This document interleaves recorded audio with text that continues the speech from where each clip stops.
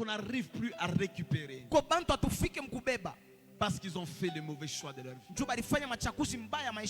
Je te parle de contrôler ton entourage. Parce qu'avant d'entrer dans le combat de la destinée, tu dois contrôler les gens qui sont autour de toi. Tu dois contrôler tes relations. Tu dois contrôler avec qui tu parles.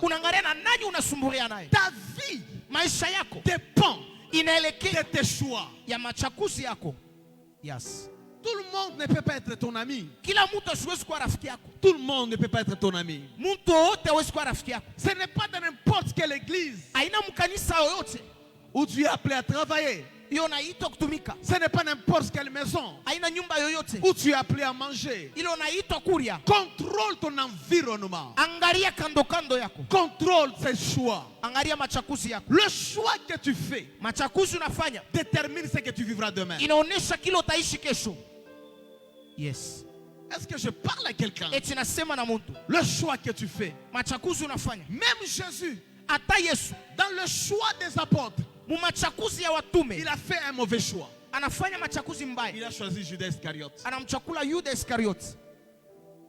Et lorsque tu fais un mauvais choix, tu dois savoir que Dieu se retire. Regardez à la croix. Jésus crie, mon Père, mon Père. Pourquoi m'as-tu abandonné? Dieu ne répond pas. Parce que ce n'est pas Dieu qui avait dit de choisir Judas. Le choix que tu fais, tu dois le contrôler. Jésus savait. Jésus, il savait qu'il avait fait un mauvais choix. Un jour il mangeait. Il a dit que l'un de vous est un démon. Même lorsqu'on parle des anciens et des diacres, la destinée de l'église dépend de ces gens-là. Lorsqu'on choisit de mauvaises personnes, l'église ne montera pas. Lorsqu'on choisit de mauvaises personnes, l'église ne sera pas épanouie. C'est quoi le choix de ta vie? Qui sont les personnes que tu as mis à tes côtés?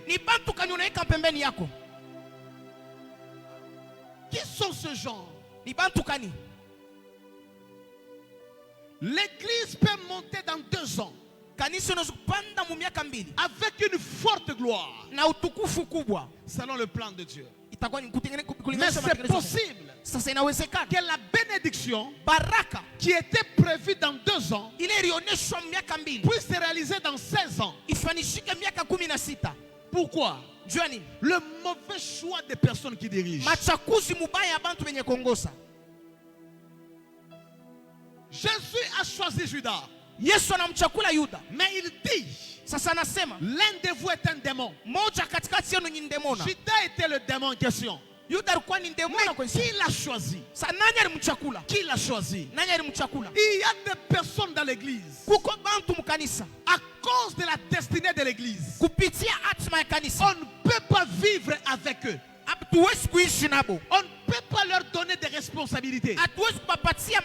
Ce sont des personnes qui vont faire avorter l'œuvre. Est-ce que je parle à quelqu'un? Le choix que nous faisons, on cherche à avancer, on cherche à monter. Mais si dans l'église, les gens qui travaillent ont des mauvais cœurs, on n'arrivera pas à monter. Parce que leur mauvais cœur est une force d'apaisanteur pour l'église. Je parle à l'église aujourd'hui. Avant qu'on entre dans le combat de la destinée, contrôle tes amis. Contrôle ton entourage. Contrôle qui sont autour de toi. Contrôle qui sont tes amis. Contrôle avec qui tu veux avancer dans la vie. Contrôle ça. Ta destinée en dépend. Est-ce que je parle à une personne? Ta destinée en dépend. Le choix de ta vie. tu cherchais à construire une maison. Mais la femme que tu as là, la femme que tu as dans les fiançailles, tu devais faire un deux choix entre construire et faire un business. Elle te dit tu vas dépenser pour rien. Payons d'abord le vêtement et d'autres argent viendra. C'est vous qui avez commis l'erreur. L'argent n'est pas encore rentré. Écoutez, dans l'école du sacerdoce, un jour j'apprends, je dis ceci. Je dis ceci. La dernière personne que tu écoutes influencera tes songes. Parce que tu l'as écouté avant de dormir. Tu risques de rêver de lui. Faites attention. Qui sont les gens qui vous parlent? Lorsque tu veux faire le choix de ta vie, tu consultes qui? Et pourquoi? C'est très capital. C'est quoi le choix de ta vie? C'est quoi le choix de ta vie? Et aujourd'hui, je commence par le premier point. Déjà dans 10 minutes, je termine. Je dois terminer. Je parlais du premier point. Avant que le diable entre en action pour détruire ta destinée. Le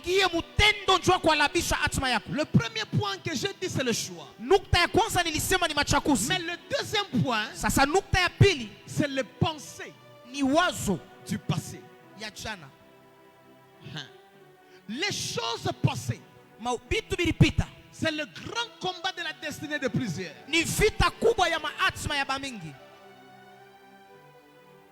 Écoutez ce qu'Israël dit à Moïse.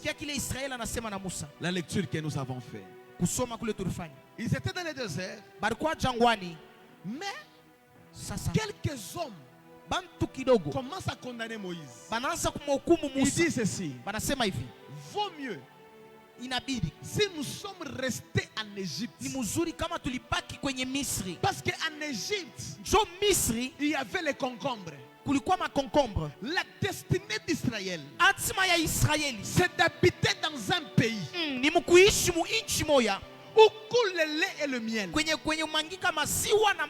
C'est là-bas la destinée d'Israël. C'est là-bas la destinée d'Israël.